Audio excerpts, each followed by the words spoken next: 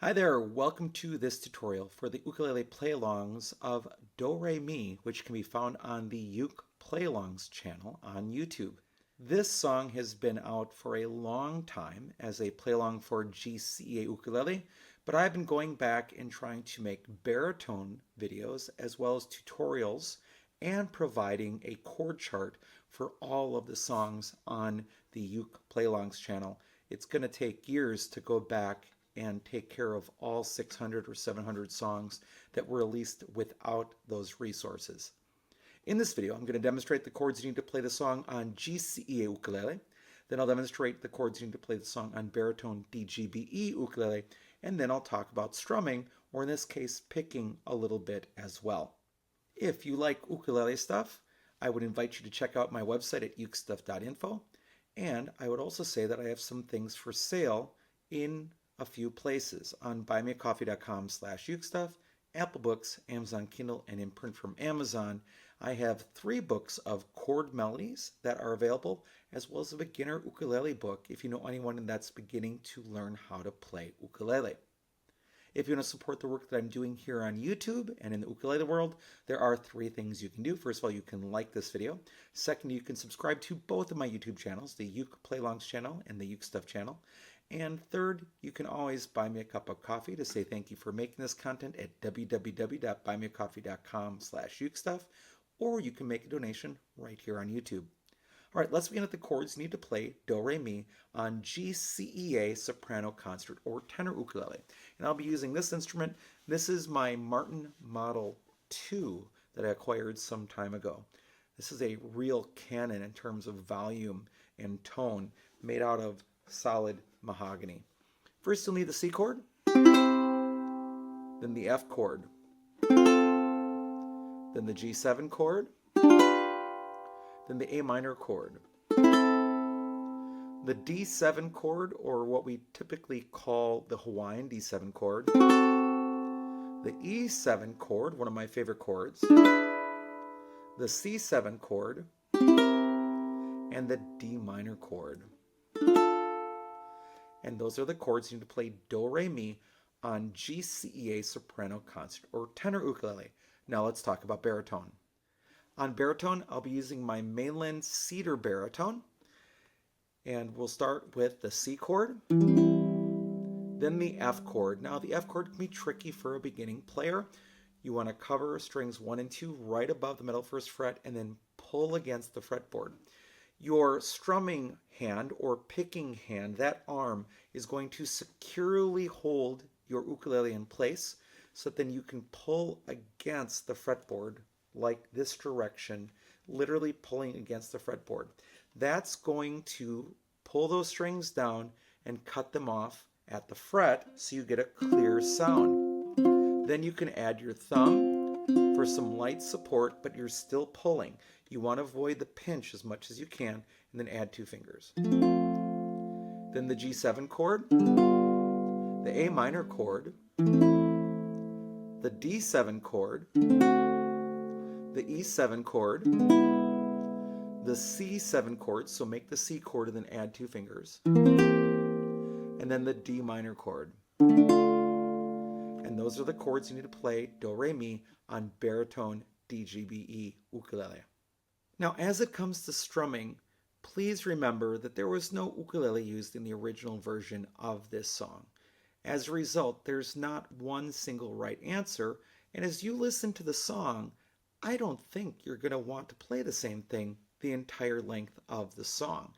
You're going to want to change it up. Sometimes you might want to pick. Sometimes you might want to strum. You might want to pick one string and then strum with, the rest of the strings. There's lots of things you can do here. But there are 3 rules when it comes to strumming and picking for that matter. Number 1, play the right chord at the right time. Number 2, keep a steady tempo. And that can be tricky with this song because it is from a live performance, and sometimes things speed up a little bit and sometimes they slow down a little bit. So being in sync with the recording can be tricky on this one. And third, make sure that whatever you are playing matches stylistically with the music.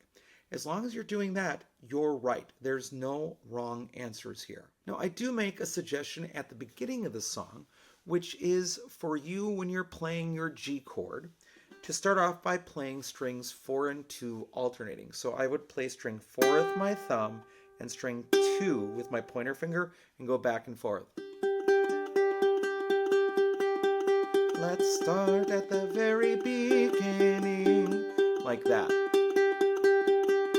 Now on baritone, it'd be a little different, so let me get my baritone. On baritone, you have different tuning, so you'd want it not to play strings 4 and 2, but when you're making the G chord, now you want to play strings 3 and 1.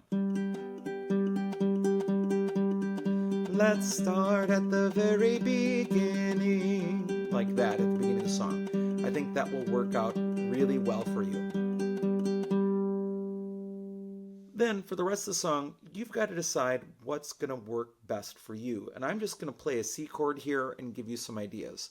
One thing you can do is you can go from the lowest note to the highest note. And that's going to differ depending on what instrument you're playing on. So if you're on a re-entrant tune where you've got the high G and then the C versus low G to C, the other way around, your lowest note is that C. So lowest note on the instrument. So if you're going to play a C chord, if you would play 3, 2, 4, 1. The other thing I would say is that in finger picking, a lot of times on ukulele only 3 fingers are used, although there are people who will use 4 at times. Some people only use their thumb, incidentally. But you would generally cover strings 3 and 4 with your thumb, string 2 with the pointer finger like we've already talked about, and then string 1 with the middle finger. And your C chord going up in that pattern would be 3, 2, 4, 1, 3, 2, 4, 1. And anytime you change a chord, it would be that same way. Let me change the G7. And back to the C. That would work very well. Now on baritone, still on the C chord, the baritone is generally tuned with a low D, so you can just play 4, 3, 2, 1. Do a deer, a female deer, then a G7, re. That would work really well too.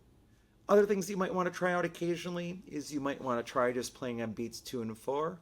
1, 2, 3, 4, 1, 2, 3, 4, 1, 2, 3, 4, 1, 2, 3, 4. Another thing I like doing is playing string 3 and then string 4, and then have a strum in between. 3, 4, 3, 4, 3, 4, 3, 4. And I'm doing that with my thumb alternating between 3 and 4, 3 and 4 with a strum in between. If you miss a note, that's fine. Ultimately, it really doesn't matter what you play, what you pick, whatever, as long as, again, you're playing the right chord at the right time, you are keeping a steady beat, and whatever you are playing matches the style of the music. I will say there is one section of the song that's really tricky. If you're playing along with the video on the first part, if you get to around 4 minutes in, that little thing where each chord gets one beat,